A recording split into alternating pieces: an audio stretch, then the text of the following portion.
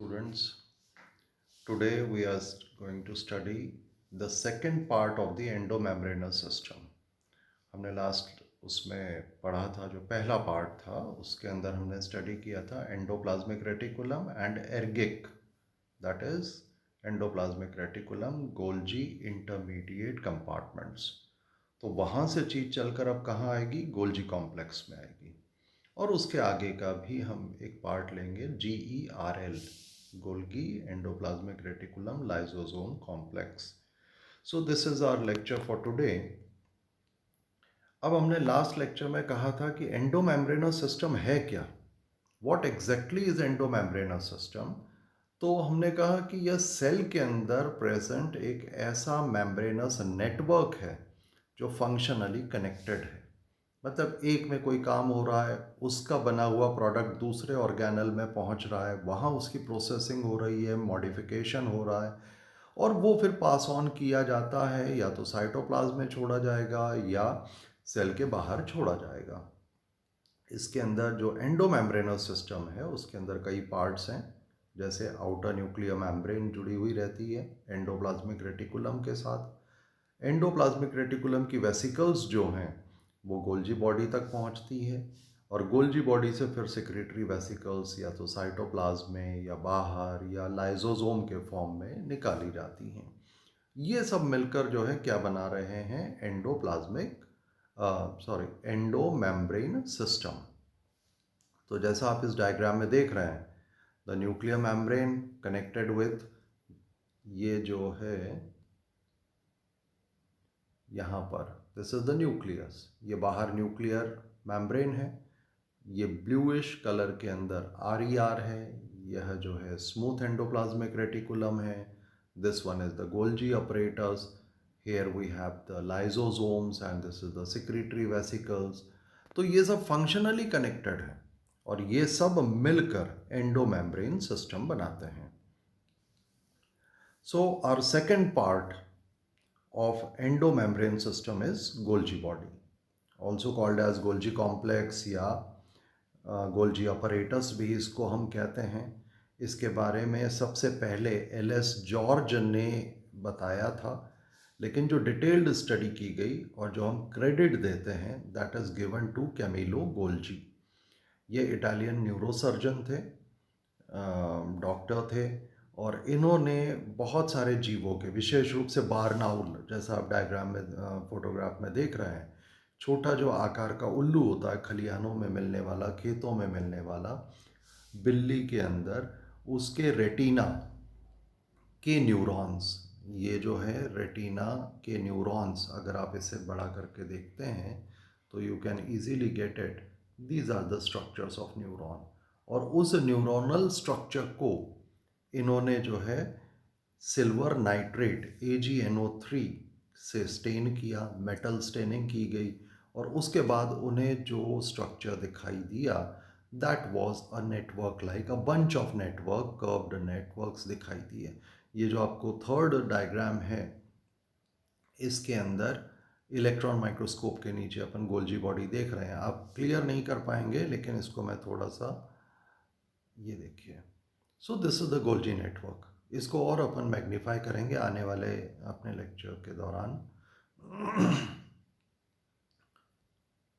सो Golgi apparatus Camillo Golgi ने ढूंढा, और यह जो है एक कर्व्ड, मुड़ा हुआ स्टैक्स यानी पट्टीदार स्ट्रक्चर है, जिसको उन्होंने नाम दिया था अपरेटो रेटिकुलो इंटरना, यानी internal reticular apparatus. Internal reticular यानी जाल जैसा, तो नेटवर्क लाइक स्ट्रक्चर उन्होंने इसे कहा। इस काम के लिए कैमिलो गोल्जी और उनके साथ रमन जो काजल थे, उन दोनों को मेडिसिन का नोबेल प्राइज दिया गया था 1906 के अंदर। और फिर इसके बाद स्टडीज़ इसके ऊपर चालू हुई। जो स्टडीज़ चालू हुई उसमें डाल्टन और फ्लेक्स ने जो है इसको स्टडी किया अंडर इलेक्ट्रॉन माइक्रोस्कोप इन 1954। बेकर ने एक और नए स्टेन का इस्तेमाल किया, that was Sudan black. Sudan black normally lipid related structures को स्टेन करने में यूज़ होता है, तो एक और चीज़ हमें पता पड़ जाती कि Golgi body is somehow related with the lipid synthesis and lipid secretion. बहुत सारे नाम हैं गोल्जी बॉडी के, बहुत लोगों ने अलग अलग इसको नाम दिए हैं, जैसे लिपोकॉन्ड्रिया कहा गया, Dalton complex, Baker's body, idiosomes, trophospongium, Golgi Holmgren apparatus इसे कहा गया। और प्लांट्स के अंदर आप लोगों ने जो बॉटनी में पढ़ा होगा तो उसके अंदर हम इसे डिक्टायोजोम कहते हैं। नंबर इन अ सेल देखा जाए तो it depends again on the secretory activity of the cell. कई सेल्स के अंदर एक ही गोल्जी अपरेटस हो सकता है, लेकिन जो सिक्रेटरी सेल्स होंगे उसके अंदर इसका नंबर बढ़ जाता है। एक नॉर्मल प्लांट सेल के अंदर 9 to 10 डिक्टायोजोम्स रिपोर्ट किए गए हैं। कारा नाम की जो एल्गी है उसमें 25,000 के करीब जो हैं गोल्जी अपरेटस या डिक्टायोजोम उसके होल्ड फास्ट सेल में मिलते हैं या देखे गए हैं। होल्ड फास्ट सेल जो उसे सबस्ट्रेटम से जोड़ेगा। लेकिन हमारे मैच्योर मैमेलियन आरबीसी, पौधों के जो फ्लोएम की सीव ट्यूब्स हैं या प्रोकैरियोट्स के अंदर गोल्जी अपरेटस नहीं पाया जाता। दो मुख्य भाग होते हैं गोल्जी अपरेटस के या गोल्जी बॉडी के। एक तो है मुड़ी हुई पट्टियाँ जिनको हम सिस्टर्नी कहते हैं, और इनके किनारों से छोटी गोल स्ट्रक्चर्स निकलती हैं which are called as vesicles. तो cisternae unbranched flat sac like थोड़े से थैली जैसे स्ट्रक्चर्स हैं जिनका कुछ कुछ स्ट्रक्चर स्मूथ एंडोप्लाज्मिक रेटिकुलम की तरह है। एक गोल्जी कॉम्प्लेक्स में नॉर्मली जो गोल्जी सिस्टर्नी का नंबर है वो 4 to 8 होता है। एक गोल्जी बॉडी के अंदर 4 to 8 सिस्टर्नी पाए जाते हैं। पूरे स्ट्रक्चर को यदि हम देखें तो इसके दो सरफेस होंगे। एक सरफेस सिस कहलाती है, दूसरी ट्रांस कहलाती है। सिस जो सरफेस है वो आर की तरफ होती है, रफ एंडोप्लाज्मिक रेटिकुलम की तरफ होगी, और जो ट्रांस सरफेस है normally it face towards the plasma membrane, और ये बिल्कुल फिक्स है। तो आर या न्यूक्लियस की तरफ सिस होगा, ट्रांस प्लाज्मा मेम्ब्रेन की तरफ होगा, यानी इसके अंदर पोलैरिटी है। तो हम ये कह सकते हैं कि it is a polar cell organelle. Study के हिसाब से हम इसे तीन हिस्सों में पढ़ते हैं, सिस, मीडियल एंड ट्रांस। सिस जो इसकी आर की तरफ वाला किनारा है, मीडियल यानी बीच के जो सिस्टर्नी है, ट्रांस जो प्लाज्मा मेम्ब्रेन की तरफ वाले एक या दो सिस्टर्नी है। तो इस तरह से हमारे पास जो पोलर स्ट्रक्चर है उसमें दो हिस्से हो गए, सिस फेस या फॉर्मेटिव फेस जो एंडोप्लाज्मिक रेटिकुलम और न्यूक्लियस की तरफ होगा। तो क्लियर है it will receive certain substances, certain vesicles from the endoplasmic reticulum, वहाँ से ये चीज़ें ग्रहण करेगा। और मैच्योरिंग फेज या ट्रांस फेज की तरफ से फिर वापस गोल्जी वेसिकल्स को निकाला जाएगा, जो या तो साइटोप्लाज्म में छोड़ी जाएगी या प्लाज्मा मेम्ब्रेन तक जाएगी। लेकिन कुल मिला के जो ट्रांसपोर्टेशन है वह कहाँ से कहाँ होना है, सिस टू ट्रांसफेस ही होगा। The collection of cisternae is studied in cis, medial and trans compartment. जैसे अपन ने दो डायग्राम में पहले बात करी, सिस, मीडियल और ट्रांस कंपार्टमेंट्स के अंदर हम इसकी स्टडी करते हैं। सबके अंदर अलग अलग एंजाइम्स होगी क्योंकि सबके अंदर काम अलग अलग होंगे। तो सिस जो गोल्जी नेटवर्क है उसे सीजीएन कहा जाता है। ट्रांस गोल्जी नेटवर्क जो है उसे टीजीएन भी कहते हैं।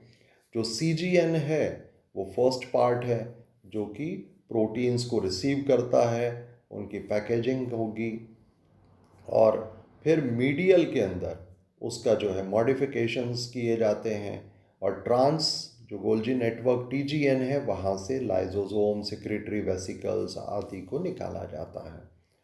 ये देखिए, तो गोल्जी स्ट्रक्चर के अंदर आप देख रहे हैं सिस एंड ट्रांस। सिस कहाँ की तरफ होगी, अगर आप देख रहे हैं यहाँ पर तो ये सिस सरफेस ये वाली। अब ये सिस किस तरफ है, न्यूक्लियर एनवलप आर की तरफ। और जब हम बात करते हैं ट्रांस नेटवर्क की, तो ट्रांस नेटवर्क आप जो ये वाला देख रहे हैं यहाँ बाहर की तरफ जो है प्लाज्मा मेम्ब्रेन होगी। तो सीजीएन एंड टीजीएन स्टडी के हिसाब से, और बीच वाला जो हो जाएगा that is the medial one. Clear. तो और मीडियल वन के अंदर भी अलग अलग तरह के काम होंगे। जो वेसिकल्स हैं, जो राउंड स्ट्रक्चर्स हैं, जैसा आप यहाँ पर देख रहे हैं, वो सिस से भी निकल सकते हैं, मीडियल से भी निकल सकते हैं और ट्रांस से भी निकल सकते हैं। ठीक है, इनके अंदर प्रोसेस्ड मटेरियल होगा, मॉडिफाइड मटेरियल होगा, कंसंट्रेटेड मटेरियल होगा। यानी कुल मिला के गोल्जी का जो काम होता है वह पैकेजिंग, कंसंट्रेशन एंड सिक्रीशन उससे रिलेटेड है। तो cisternae at the cis and trans face are responsible for essential task of sorting proteins, यानी प्रोटीन को लेगा, उसको मॉडिफाई करेगा, लिपिड्स जो हैं उसमें बन सकती हैं, उनको फिर रिलीज़ किया जाता है। ये इस तरह से। तो जो आप देख रहे हैं कि न्यूक्लियस के चारों तरफ RER है, RER से कुछ प्रोटीन्स निकल कर, जैसे आप देखिए ये RER है, दानेदार स्ट्रक्चर, यहाँ से वेसिकल निकली, जिसे हम ट्रांजिशनल वेसिकल्स भी कहते हैं, या हमने एर्गिक कहा था यहाँ पर, और ये कहाँ पहुँची, गोल्जी के पास। गोल्जी के अंदर फिर मॉडिफिकेशन हुआ तो या तो उसे सेल में छोड़ा जाएगा या बाहर की तरफ छोड़ा जाएगा। तो the different enzymes driven modification reaction specific to the compartments of the Golgi apparatus. Her Golgi apparatus के जो सिस्टर्नी हैं, चाहे वो सिस है, मीडियल है या ट्रांस है, उनमें स्पेसिफिक एंजाइम्स होती हैं। जैसे मान लीजिए अगर हमारे पास मैनोज शुगर को हटाने वाली जो एंजाइम्स हैं वो सिस और मीडियल सिस्टर्नी में मिलेगी। मैनोज के बारे में आप आगे पढ़ेंगे।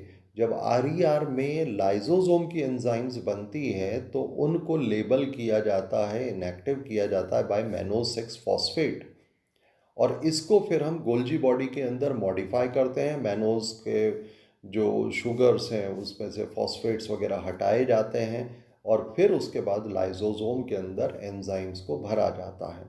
इसी तरह से गैलेक्टोज कई प्रोटीन के साथ जोड़ा जाएगा, गैलेक्टोसोएमाइंस वगैरह बनेंगे, सल्फेशन होगा, सल्फेट्स जोड़े जाएंगे। यह आगे भी अपन स्टडी करेंगे।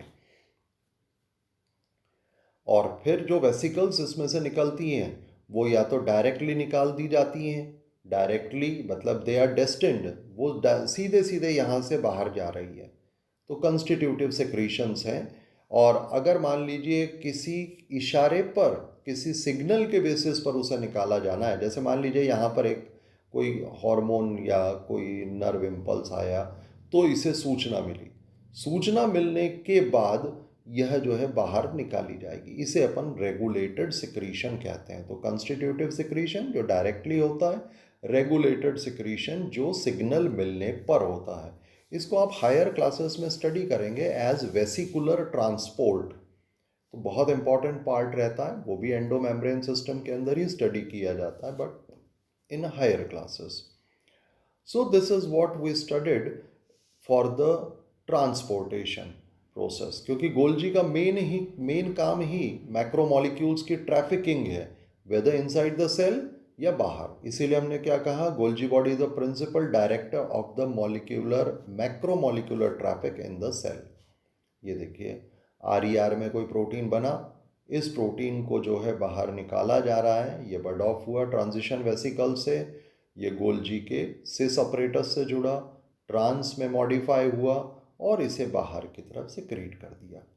तो इस तरह से गोल्जी का काम जो है वह एक तरह से प्रोटीन्स को रिसीव करना, मॉडिफाई करना, उसके अंदर जो भी डिज़ायर्ड चेंजेस हैं उसको लाना और बाहर निकालना।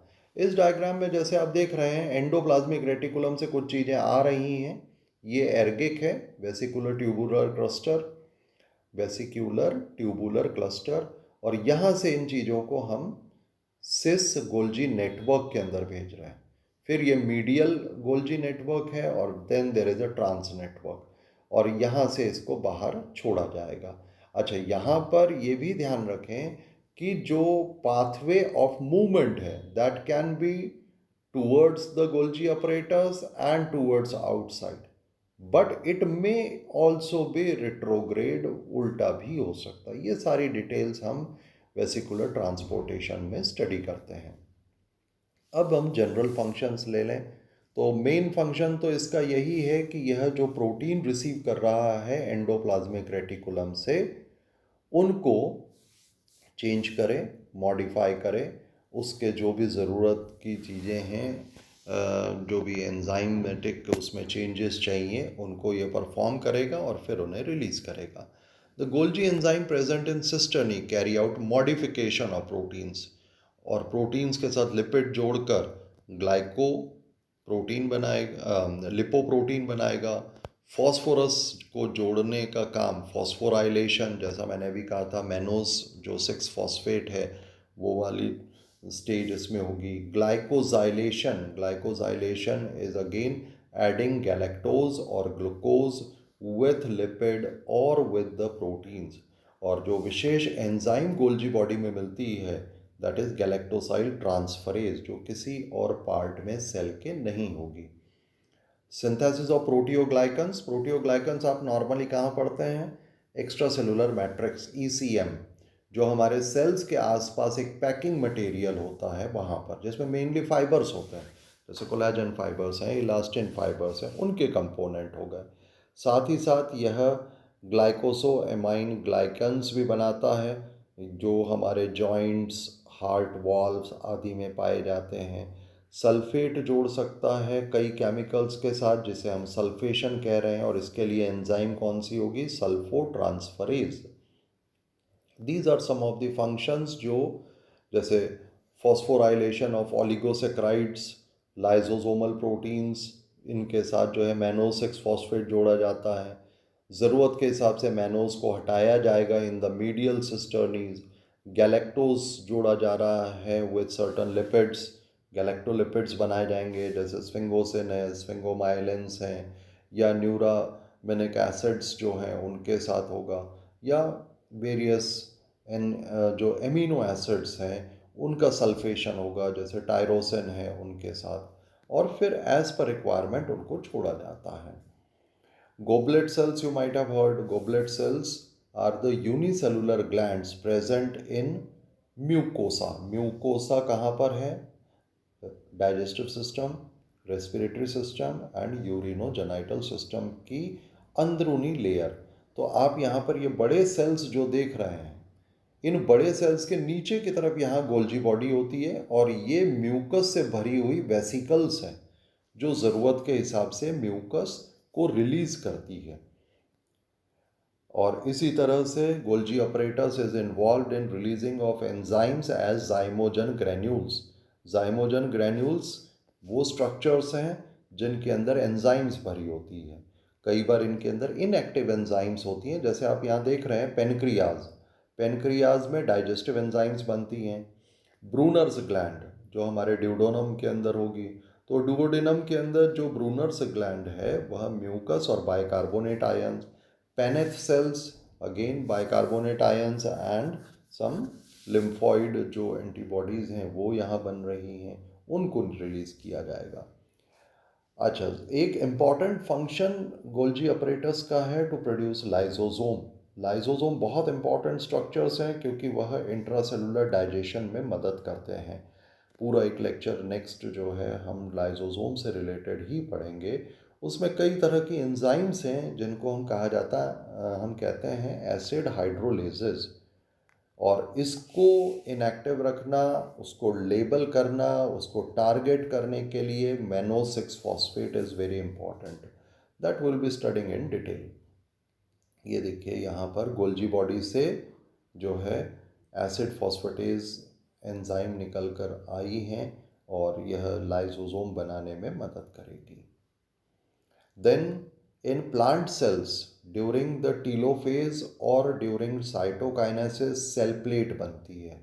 तो सेल प्लेट, मिडल लेमेला के अंदर जो केमिकल्स होते हैं, चाहे वो मैग्नीशियम पेक्टेट है, इसके अलावा जो सेलुलोज के फाइबर्स हैं, वो सब भी गोल्जी बॉडी में बनाए जाएंगे। माइक्रोट्यूब्यूल्स के ज़रिए इनको बीच में लाया जाएगा।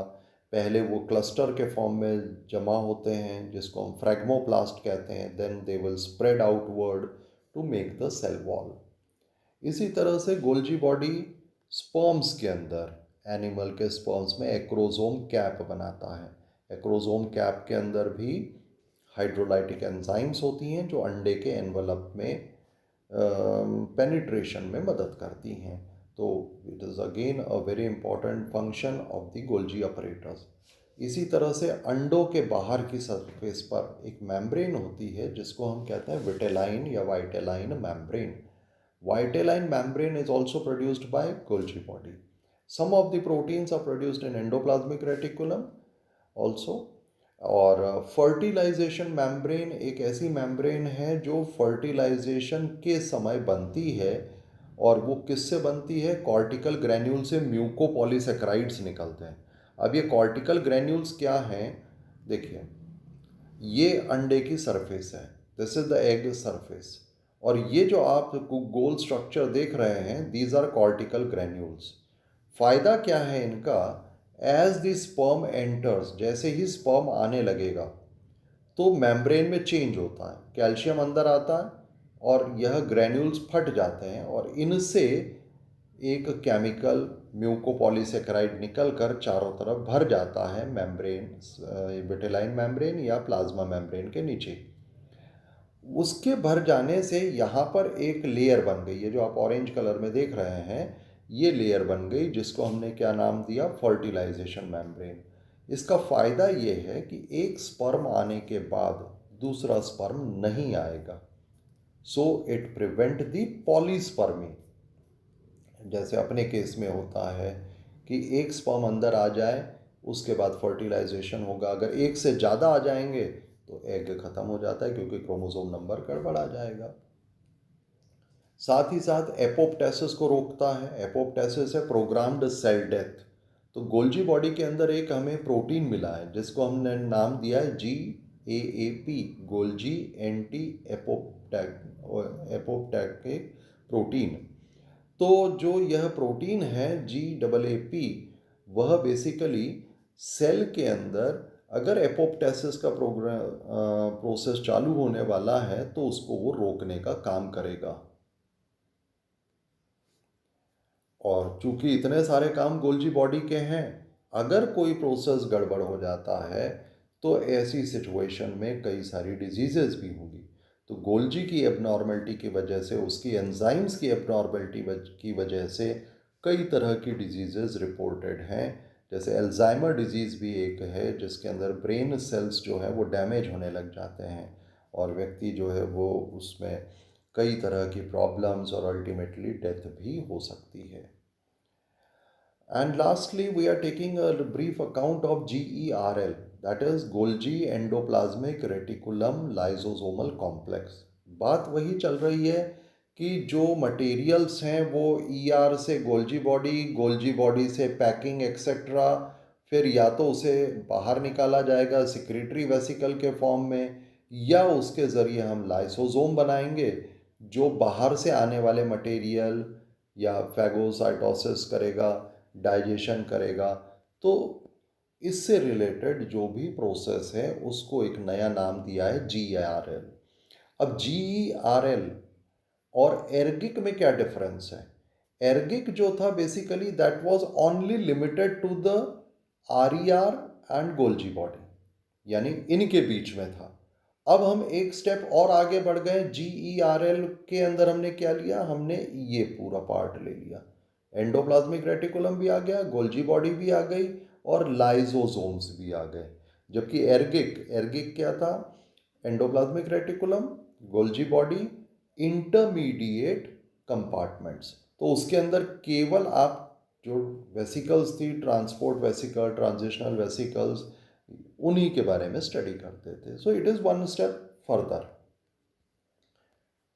तो GERL system is very important to carry out various functions. Endocytosis यानी कोई चीज़ बाहर से अंदर ली गई है, उसके साथ हमारा जो है लाइसोसोम वगैरह जुड़ेंगे, उसको डाइजेस्ट करने का काम करेंगे, या उसको मॉडिफाई करने का काम किया जाएगा, या अंदर से कोई चीज़ सिक्रीट की जानी है, एक्सोसाइटोसिस जो गोल्जी का एक और फंक्शन था।